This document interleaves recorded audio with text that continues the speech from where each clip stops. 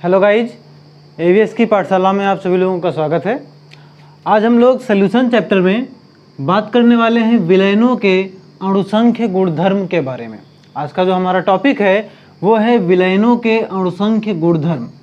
इससे पहले के वीडियोज में हम लोग बात कर चुके हैं विलयन की सांद्रता क्या होती है, उसको कितने टर्म्स में रिप्रेजेंट किया जा सकता है, उस पे बेस्ड कुछ इजी न्यूमेरिकल्स भी हम लोग सॉल्व कर चुके हैं। अगर वो वीडियोज अभी तक आप लोगों ने नहीं देखे हैं तो उनका लिंक आपको नीचे डिस्क्रिप्शन बॉक्स में मिल जाएगा, या फिर यहाँ पर ऊपर आई बटन से जाकर आप उन वीडियोज को देख सकते हैं। ठीक है, आज का टॉपिक हम चालू करते हैं जो कि है हमारा विलयनों के अणुसंख्य गुणधर्म।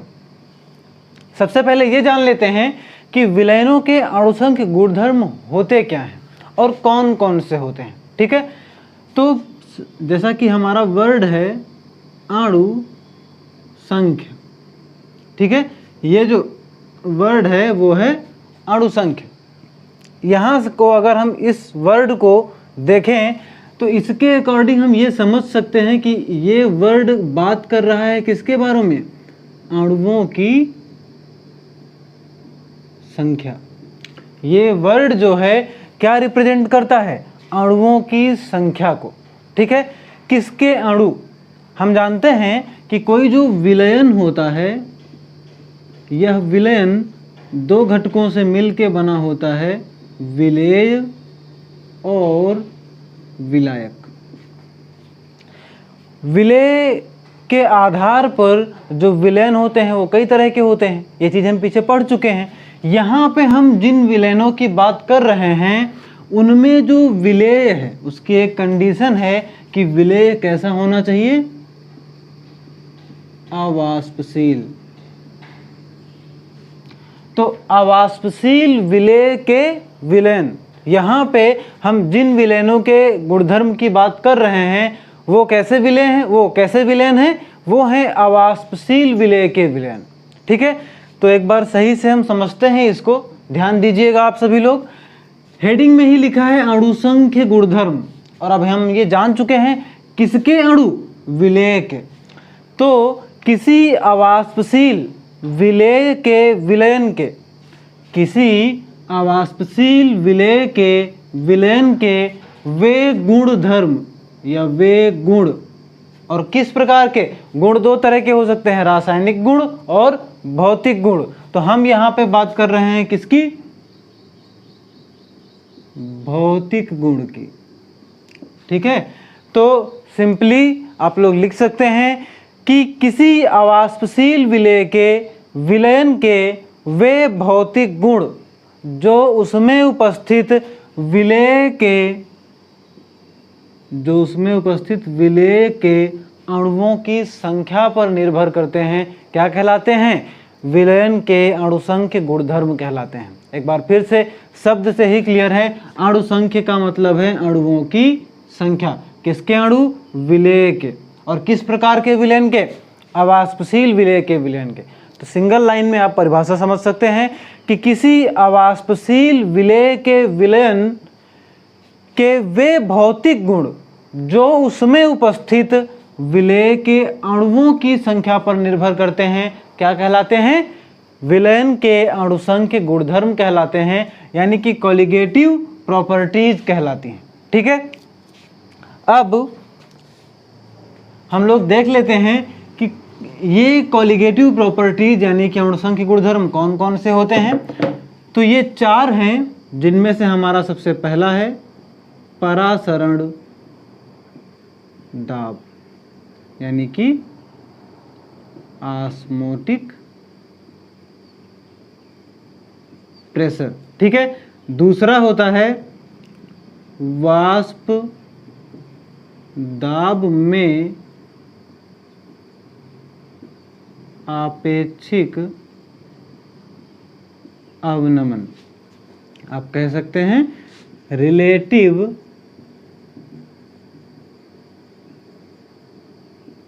Lowering in vapour pressure. ठीक है, थर्ड है हमारा क्वथनांक में उन्नयन, यानी कि इलेवेशन इन बॉइलिंग पॉइंट, और लास्ट है हिमांक में अवनमन, मतलब डिप्रेशन इन फ्रीजिंग पॉइंट। तो चार ये जो प्रॉपर्टीज हैं ये हमारी क्या होती हैं, कॉलिगेटिव प्रॉपर्टीज हैं, जिनमें से सबसे पहला है परासरण दाब, दूसरा है वाष्प दाब में आपेक्षिक अवनमन, तीसरा है क्वथनांक में उन्नयन, और चौथा है हिमांक में अवनमन। अब इनको हम सेपरेटली एक एक करके डिस्कस करेंगे। तो सबसे पहले हम डिस्कस करेंगे परासरण दाब, यानी कि ऑस्मोटिक प्रेशर क्या होता है। ठीक है, ऑस्मोटिक प्रेशर को डिस्कस करने से पहले हम सभी लोग ये डिस्कस कर लेते हैं कि विसरण यानी कि डिफ्यूजन क्या होता है। कई बार एग्जाम में इसके बारे में क्वेश्चन पूछा गया है कि विसरण और परासरण में क्या अंतर होता है। तो सबसे पहले हम डिस्कस करेंगे विसरण यानी कि डिफ्यूजन।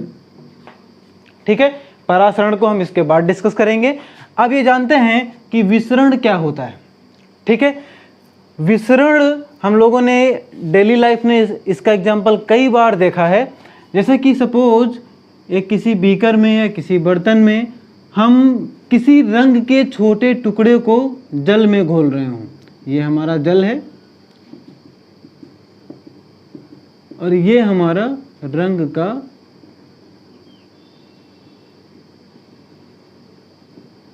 टुकड़ा है। ठीक है, इसको हम घोल रहे हैं किसमें, जल में। इसमें क्या है, जल में। तो जैसे ही किसी रंग के टुकड़े को हम लोग जल में घोलते हैं तो क्या होता है, इस टुकड़े से जल की रंग की तरंगें निकलकर जल की तरफ चलने लगती हैं और कुछ ही समय में जो ये पूरा विलयन है ये कैसा हो जाता है, रंगीन हो जाता है और एक समांगी विलयन में बदल जाता है। पहली चीज तो जैसे ही रंग का टुकड़ा हम इसमें डालते हैं जल में, क्या होता है, इस रंग के टुकड़े से रंग की तरंगें निकलकर शेष जल की ओर चलना प्रारंभ कर देती हैं और होता क्या है, कुछ समय बाद विलयन रंगीन हो जाता है और वो समांगी विलयन में बदल जाता है। अब यहाँ पे क्या हुआ, अब अगर आप सोचें तो यहाँ पे जो हमारे विलेय और विलायक के मिलने के बाद जो विलयन बना उसकी जो सांद्रता थी वो क्या थी, अधिक थी। यानी कि इस जगह पे जो विलयन था वो अधिक सांद्र था और नीचे जो था उसकी सांद्रता क्या थी, कम सांद्र था। तो विलेय ने क्या किया, विलेय के कण अधिक सांद्रता से कम सांद्रता की ओर स्वतः ही गति करने लगे। ठीक है, तो किसी विलेय को, अब परिभाषा आप बना सकते हैं आसानी से, ये हमारा जो रंग का टुकड़ा था ये क्या था, विलेय था, और ये जो जल था ये हमारा क्या है, विलायक है। तो परिभाषा हम बना सकते हैं कि किसी विलेय को विलायक में घोलने पर, किसी विलेय को विलायक में घोलने पर विलेय के कणों का अधिक सांद्रता से कम सांद्रता की ओर स्वतः प्रवाह क्या कहलाता है, विसरण कहलाता है, यानी कि डिफ्यूजन कहलाता है। ठीक है, आप लिख सकते हैं, हम बोल दे रहे हैं कि किसी विलेय को विलायक में घोलने पर विलेय के कणों का विलायक की तरफ स्वतः प्रवाह क्या कहलाता है, विसरण कहलाता है।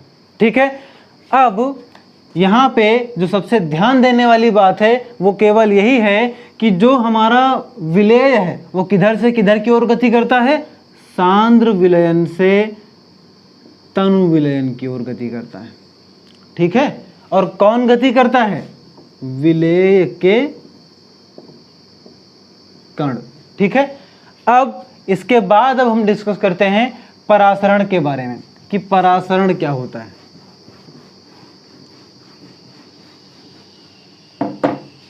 अब जो हमारा टॉपिक है वो है परासरण यानी कि ऑस्मोसिस। तो पहले इसको हम आपको एक एग्जाम्पल से समझाएंगे, उसके बाद इसकी परिभाषा बताएंगे। ठीक है, सपोज किसी बर्तन में हम यहाँ पे एक बीचों बीच में क्या लगा देते हैं, SPM सेमी परमिएबल मेम्ब्रेन, यानी कि अर्ध पारगम्य झिल्ली। SPM का मतलब क्या होता है? अर्ध पारगम्य झिल्ली, SPM सेमी परमिएबल मेम्ब्रेन। अब क्या करते हैं, इस साइड पे इधर हम एक विलयन भर देते हैं। इधर क्या ले लिया? विलयन ले लिया। और इस साइड पे जिस विलायक का ये विलयन है वो क्या ले लिया? विलायक ले लिया। अब देखिए, इस विलयन को इसके शुद्ध विलायक से हमने किससे पृथक किया? सेमी परमिएबल मेम्ब्रेन से। अब यहाँ पे जब हम इतना करते हैं तो यहाँ पे होता क्या है कि जो विलायक के पार्टिकल्स हैं ये विलयन की ओर स्वतः ही गति करने लगते हैं। कहने का मतलब ये है कि जब किसी विलयन को हम उसके शुद्ध विलायक से सेमी परमेबल मेम्ब्रेन यानी कि अर्धपारगम्य झिल्ली द्वारा पृथक करते हैं तो विलायक के जो कण होते हैं ये स्वतः ही विलयन की ओर गति करने लगते हैं और इसे ही कहा जाता है परासरण। यानी कि अगर आप डेफिनेशन लिखना चाहें तो डेफिनेशन कैसे लिख सकते हैं कि जब किसी विलयन को उसके शुद्ध विलायक से अर्धपारगम्य झिल्ली द्वारा पृथक किया जाता है तो विलायक के कणों का, मेन परिभाषा हमारी ये है कि विलायक के कणों का अर्धपारगम्य झिल्ली में से होकर विलयन की तरफ स्वतः प्रवाह क्या कहलाता है? परासरण कहलाता है। ठीक है, अब देखिए इसका नाम ऑस्मोसिस क्यों रखा गया? एक ये इंपॉर्टेंट पॉइंट है, काफ़ी बुक्स में नहीं दिया गया है तो ध्यान से इसको नोट कर लीजिएगा। इसको ऑस्मोसिस क्यों कहा गया? अब आप ये जानते हैं कि जब इस विलायक के कण विलयन की तरफ गति करेंगे और किससे होकर जा रहे हैं? अर्धपारगम्य झिल्ली से होकर जा रहे हैं, तो ये जो विलायक के कण हैं ये इस झिल्ली पर कुछ ना कुछ दबाव भी तो डालेंगे। भाई आप जब किसी चीज़ से होकर जाते हैं तो आप उस पर दबाव डालते हैं या नहीं डालते हैं? तो ये जो कण हैं इस झिल्ली को क्या करते हैं? पुश करते हैं, धक्का देते हैं, उस पर दबाव लगाते हैं। तो ऑस्मोसिस को सबसे पहले ऑब्जर्व किया था एब नॉलेट ने। ठीक है, एब नॉलेट कब किया था? 1748 में। इस क्रिया को सबसे पहले एब नॉलेट ने देखा था 1748 में और उन्होंने ही इसे ग्रीक वर्ड ऑस्मोस, ग्रीक वर्ड होता है ऑस्मोस जिसका मतलब होता है टू पुश। इस ऑस्मोस वर्ड के नाम पे इसका नाम क्या रखा था? ऑस्मोसिस रखा था। आई थिंक कि आपको परिभाषा समझ में आ गई होगी कि जब किसी विलयन को उसके शुद्ध विलायक से अर्धपारगम्य झिल्ली द्वारा पृथक किया जाता है तो विलायक के कण अर्धपारगम्य झिल्ली में से होकर विलयन की ओर स्वतः ही गति करने लगते हैं। इसी क्रिया को परासरण कहा जाता है। ठीक है,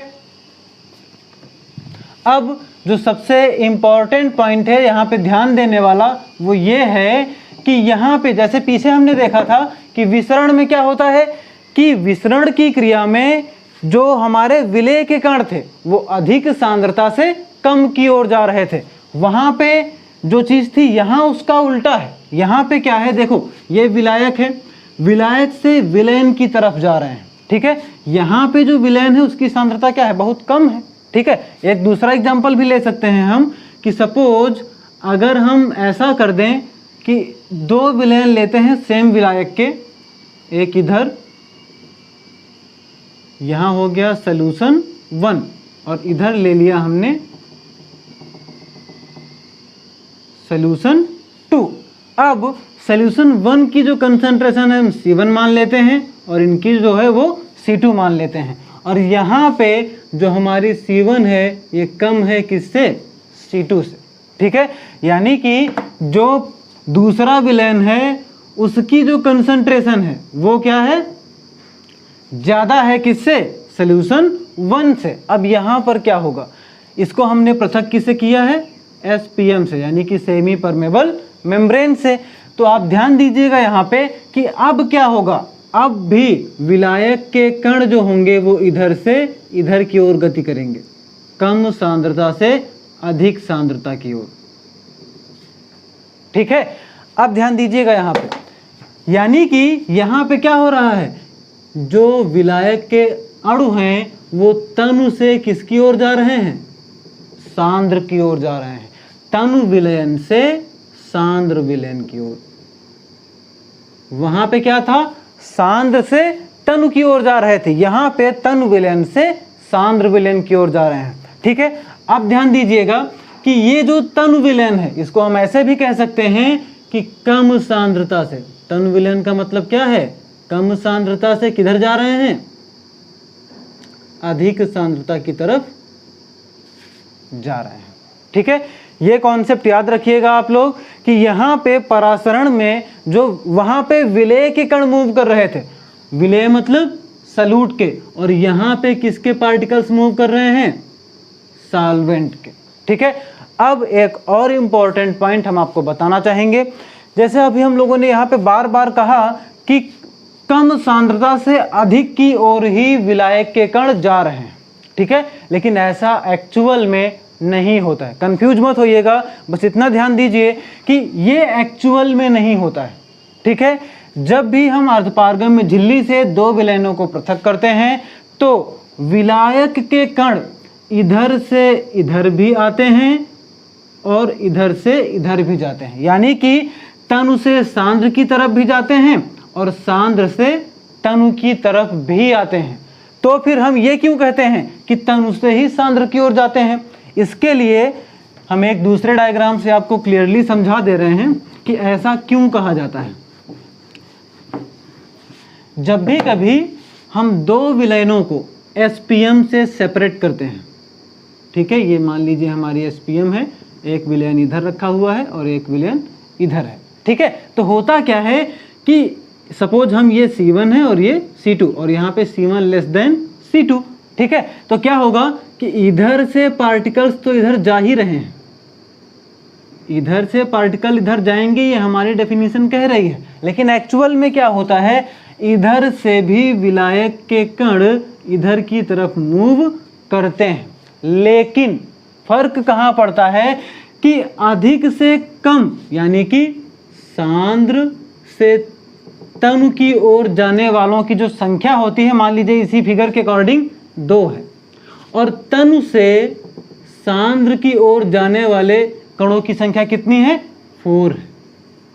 तो जो कुल प्रभाव दृष्टिगोचर होता है यहाँ पे, यानी कि जो टोटल इफेक्ट नजर आता है वो किधर की तरफ नजर आता है, तनु से सांद्र की ओर। इसलिए कहा जाता है कि परासरण में विलायक के जो कण होते हैं वो तनु से सांद्र की ओर जाते हैं। एक्चुअल में मूवमेंट दोनों तरफ होती रहती है, क्योंकि SPM से विलायक के कण आर पार आ जा सकते हैं, तो इधर से इधर भी जाएंगे और इधर से इधर भी जाएंगे, लेकिन जो कुल प्रभाव हमको दिखाई पड़ता है वो किसका दिखाई पड़ता है, तनु से सांद्र का। रीजन क्या होता है, क्योंकि तनु से सांद्र की तरफ विलायक के अणु जो होते हैं वो ज़्यादा से ज़्यादा मूव करते हैं। तो आई थिंक कि आपको परासरण समझ में आ गया होगा। ठीक है, अब हम लोग देखते हैं परासरण कितने प्रकार का होता है। तो परासरण की क्रिया जो होती है ये 2 प्रकार की होती है, अंतः परासरण और बाह्य परासरण। अंतः परासरण यानी कि इंडोऑस्मोसिस और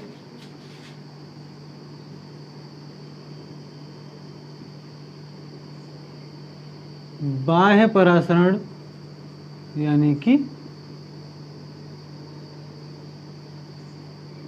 एक्सोऑस्मोसिस। ठीक है, तो अब हम अंतः परासरण और बाह्य परासरण के बारे में बात कर लेते हैं। ये क्या है, परासरण के 2 टाइप हैं। इनके लिए हम आपको सबसे पहले 2 एग्जाम्पल बताएंगे। 2 बीकर लेते हैं, एक ये बीकर है और एक इधर ले लेते हैं। इनमें इस तरफ हमने इस बीकर में ले रखा है जल। क्या ले रखा है, जल।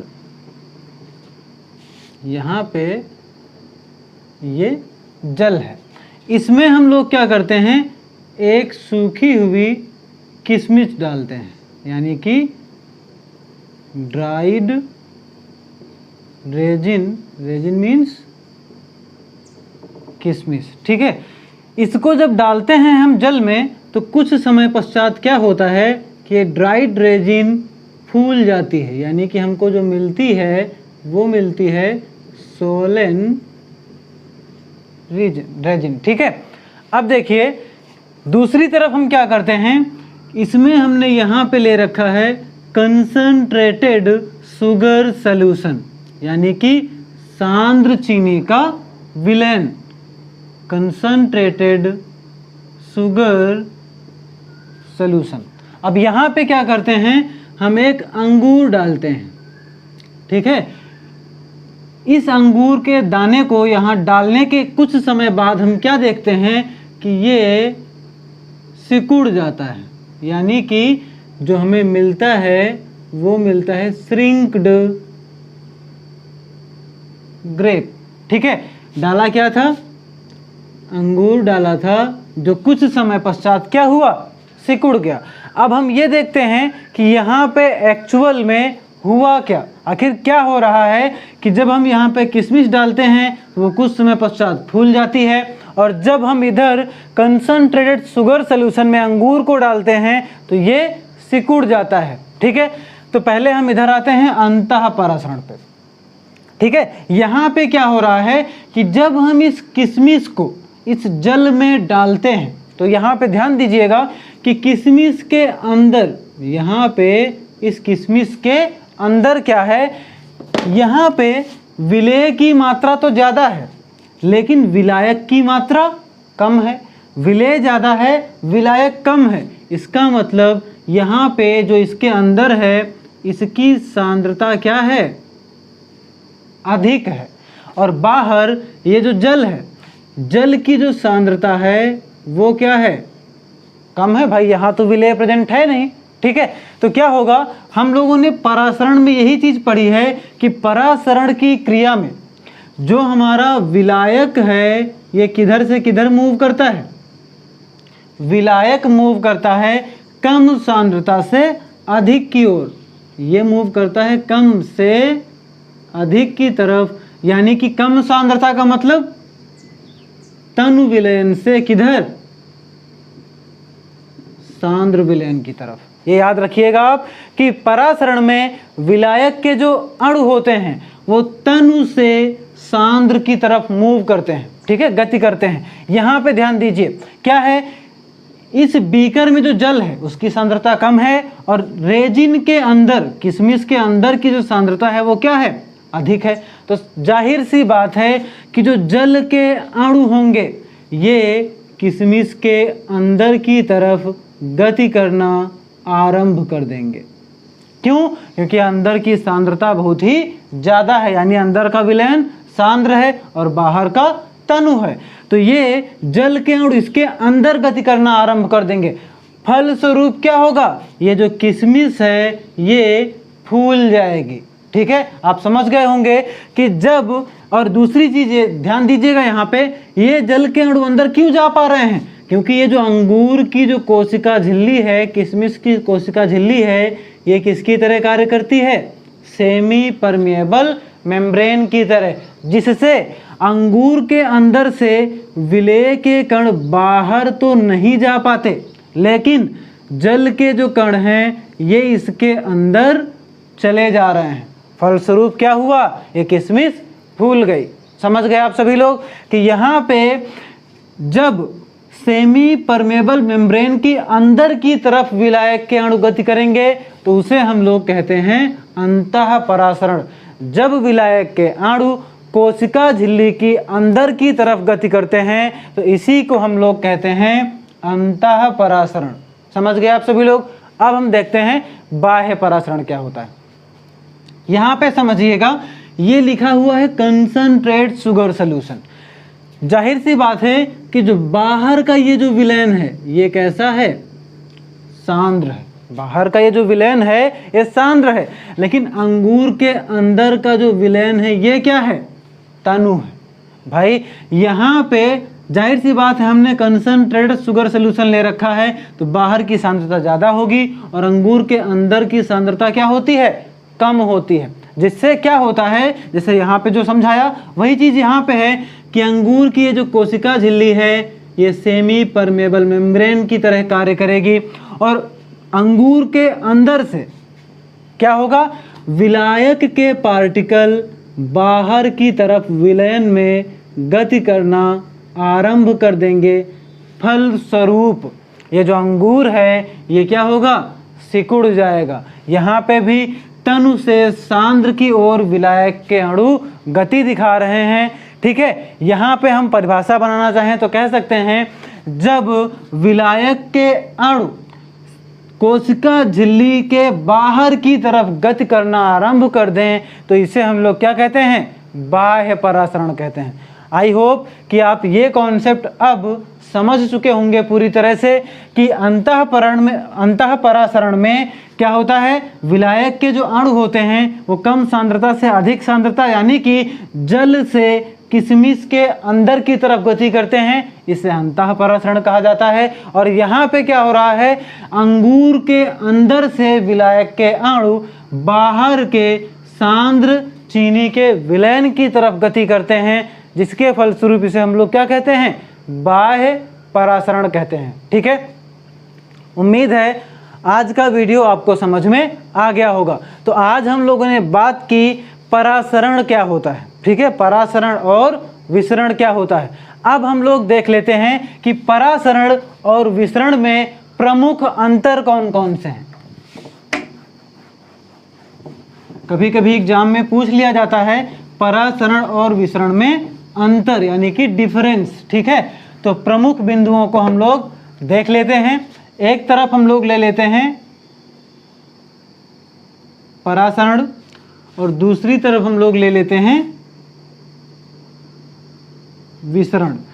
इनके प्रमुख बिंदुओं को अगर हम ध्यान देना चाहें तो सबसे पहला जो हमारा पॉइंट है वो ये है कि परासरण में केवल और केवल